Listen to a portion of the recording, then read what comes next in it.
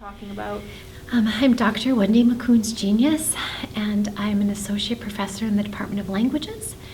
And I'm talking about beginning Ojibwe 1, which is Lang or AIS 121. It's cross-listed.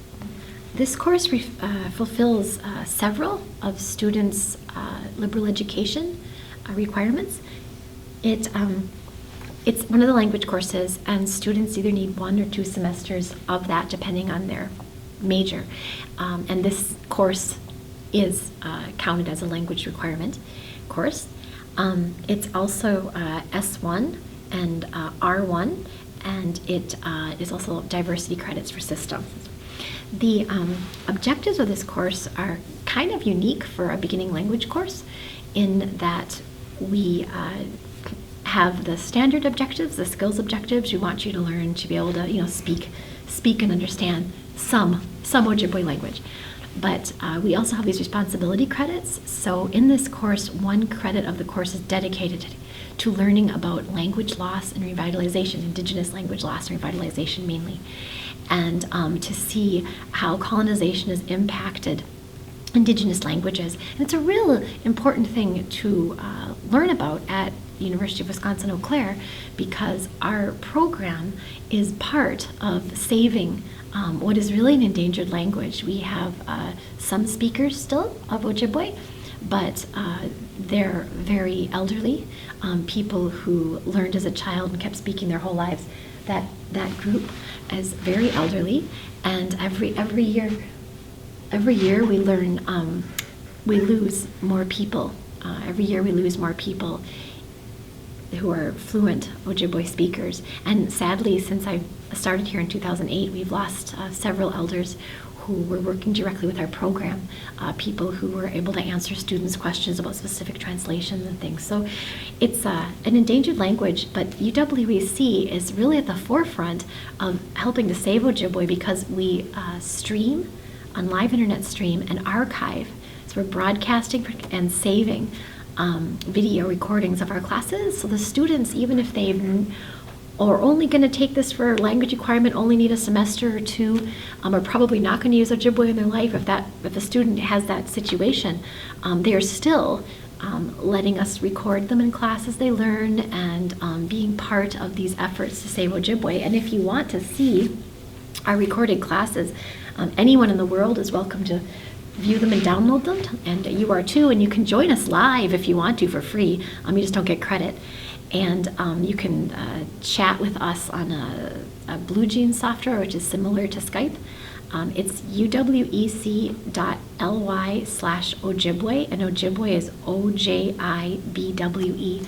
So it's a quick link you can go to. We encourage people to post this on social media. We want anyone who wants to learn Ojibwe to do this, because it's not only endangered, there also are very few resources for people who want to learn. So if you don't have a family member or a close person in your community that speaks Ojibwe, and a lot of people don't, it's very hard to learn this language without a class, and people don't have a lot of access to that. So by broadcasting, we're part of that.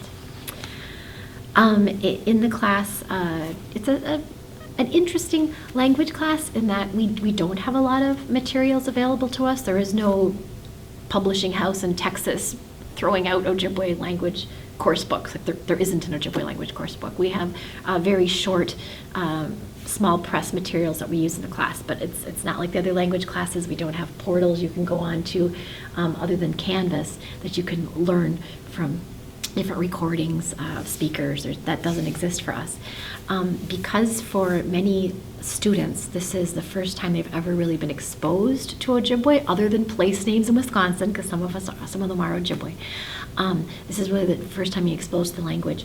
We have a song-based curriculum, so that students sing a lot of different songs. They're basically English songs translated into Ojibwe, and through that, they learn different vocabulary, different grammar patterns, but it's fun because we're singing rather than just memorizing. There are quizzes and there are tests, but there's this other way of learning them. And for requirements, for the skills requirement, we're also teaching presentation skills, and my theory is that if you can give a presentation in Ojibwe, and they're very short because you're in the beginning class, but if you can give one in Ojibwe, you can give one in the language that you're more comfortable in as well. So that is a component of the skills. For the R1 and the diversity requirements, students write a short paper based on our discussions, our 1 credit or 1 hour a week discussions on those. In the class, we do have some lecture in that we go through some descriptions of the grammar and sentence structure because it's really different than English. But much of the class is really talking to each other, singing songs, doing different exercises where we have different, we have stuffed animals, we have whistles, we have toy clocks. We have a lot of things you have in kindergarten for learning English, but we're learning Ojibwe with them. So it's not so much me talking to people as it's really interactive, an interactive course. And all of our working class is geared towards you being able to understand some Ojibwe, speak some Ojibwe, and also be able to give a short presentation. Usually those are on weather or people introducing their relatives. They're very short topics, but we're trying to get you to practice talking in front of an audience, which is a really important skill for any job that you're going to do in your lifetime. It's an introduction to a language, and it's also an introduction to a different worldview.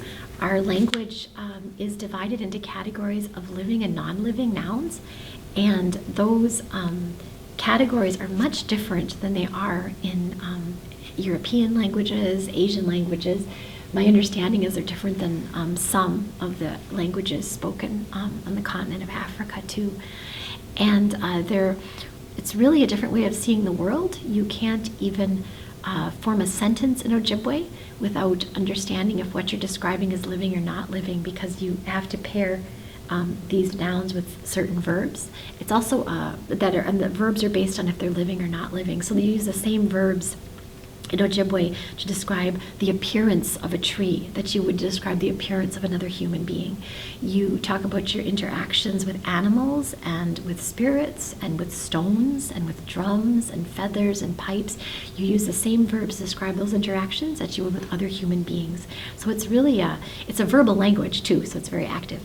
But it's a really different way of seeing the world. And even if you don't that's not your background and you don't have that worldview, it's really neat to see how another human culture sees the world. We also have different categories for humans. I mean, we don't have a he, she. We have one word that's ween, and it just means he or she for the third person, and for they, it's again just there's no gender on that third person. So there's really some unique things I think that students can get from being introduced to this worldview. This course is also an option for the Ojibwe certificate. Students can take this course, and then they can take 3 more semesters of Ojibwe language, or they can take 2 more semesters of Ojibwe language and then take the Ojibwe culture and history course, which is taught in English, as their 4th course for the Ojibwe certificate, Ojibwe language certificate. And that certificate can count as a second program for most students. If you think you have trouble learning languages, you haven't tried Ojibwe yet. We're really different than the other languages, and we'd love to have you come join our movement.